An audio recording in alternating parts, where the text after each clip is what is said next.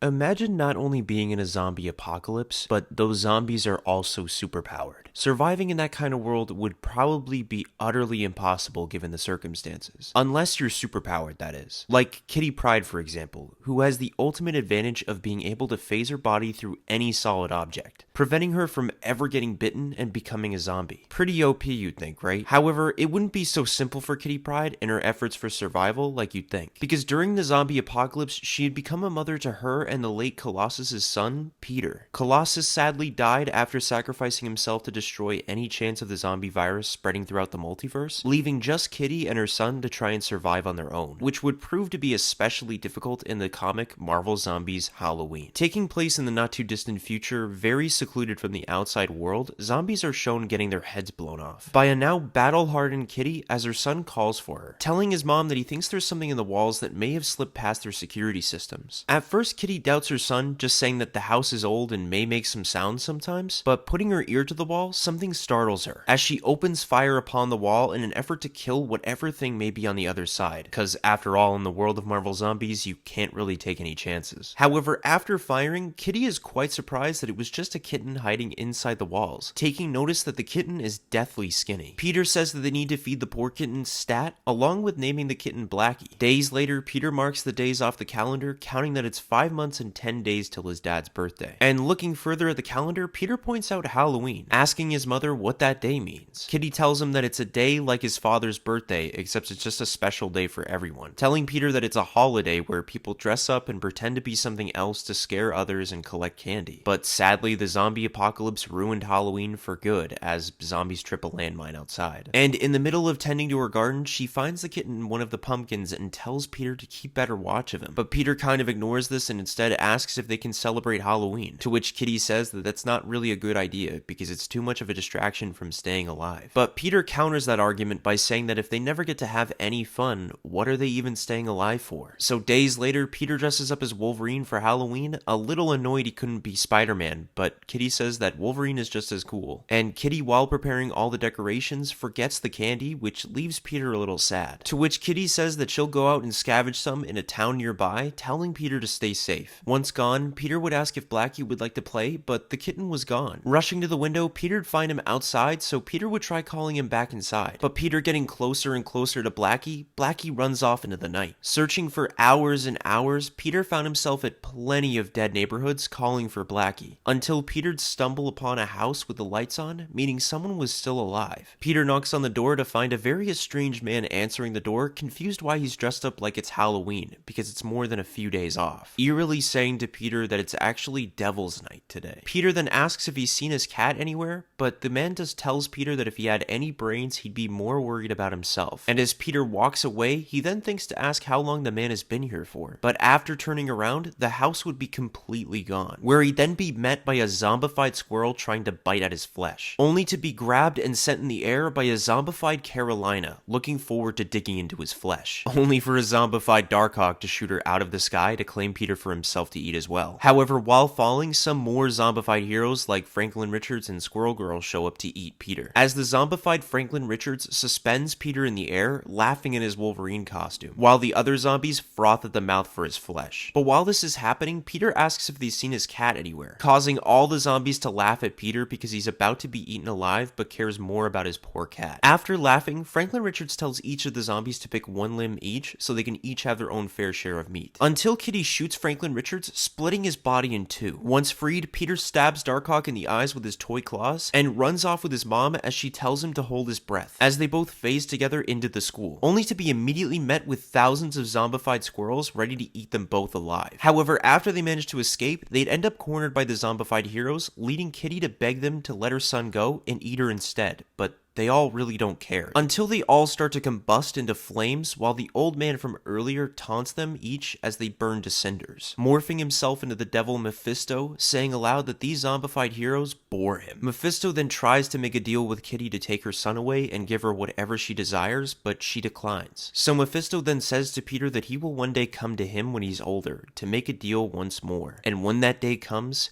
It'd be best for Peter to think back to this very moment. Once they both get back home from that very eventful evening, Peter cries and cries, asking his mother what the point of living is if he'll just end up being taken by Mephisto someday. To which Kitty comforts Peter by saying that she'll never let Mephisto take him away, ever. Peter then asks his mother if she thinks the world will ever go back to the way it used to be, to which Kitty dodges the question, telling him that what she does know is that it's Halloween today, and she couldn't find any candy at the store, but she did find a present for Peter on the way back before he was almost eaten alive. Peter looks at his gift and instantly hugs his mom, thanking her endlessly, with the gift being Peter's kitten napping inside of a carved out pumpkin, ending happily ever after, if you can even call it that. I hope y'all like this spooky, scary story, and don't forget to leave a like and subscribe, and as always, I'll catch y'all on the flip side.